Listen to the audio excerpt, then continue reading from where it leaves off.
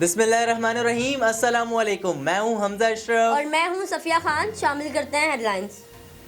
وزیر اعظم عمران خان نے کہا ہے کہ موسم سرما کی آمد کے ساتھ کرونا کی دوسری لہر کا خدشہ ہے۔ تمام دفاتر اور تعلیمی اداروں میں ماسک کا استعمال یقینی بنایا جائے۔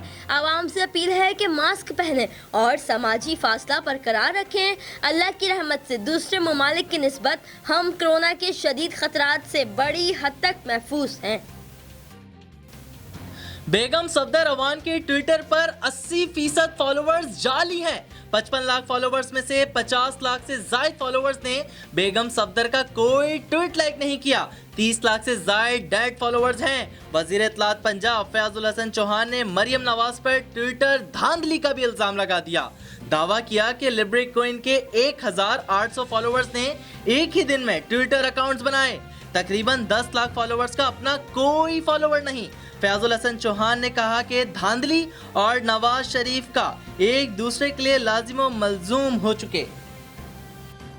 ریسرچ کمپنی IPSOS کا ملک بھر میں 1000 سے زائد افراد سے سروے۔ ملک غلط سمت میں چل رہا ہے، 79% کی رائے۔ ہر 5 میں سے 4 پاکستانیوں نے ملک کی سمت کو غلط قرار دے دیا۔ 79% نے خیال ظاہر کیا کہ ملک غلط سمت میں بڑھ رہا ہے۔ 21% نے کہا کہ ملک کی سمت درست ہے۔ آئندہ 6 ماہ میں ملک کی معیشت میں خرابی کی بھی ہر 5 میں سے 4 پاکستانیوں نے پیش گوئی کی۔ ریسرچ کمپنی IPSOS پاکستان نے نیا سروے جاری کر دیا۔ قوم آٹا چینی کی قیمتوں پر احتجاج کر رہی ہے۔ فیاض الحسن چوہان کو مریم نواز کے ٹویٹر اکاؤنٹس کی پڑی ہے۔ مریم نواز کی مقبولیت عمران نیازی اور ان کے ساتھیوں کو ہضم نہیں ہو رہی۔ پاکستان کی نوجوان نسل مریم نواز کو اپنی پسندیدہ شخصیت سمجھتی ہے۔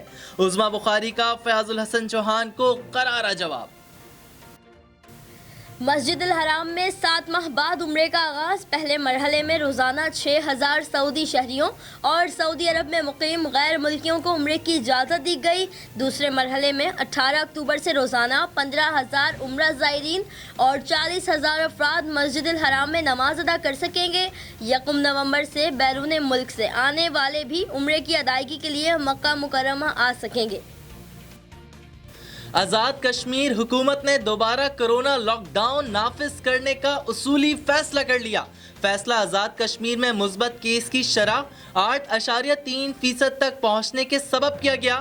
وزیر اعظم آزاد کشمیر کی زیر صدارت اجلاس میں مذہبی اور سیاسی اجتماعات محدود کرنے اور گھر سے باہر اور دفاتر میں ماسک کی مکمل پابندی کا فیصلہ۔ SOPs کی خلاف ورزی پر جرمانہ ہوگا۔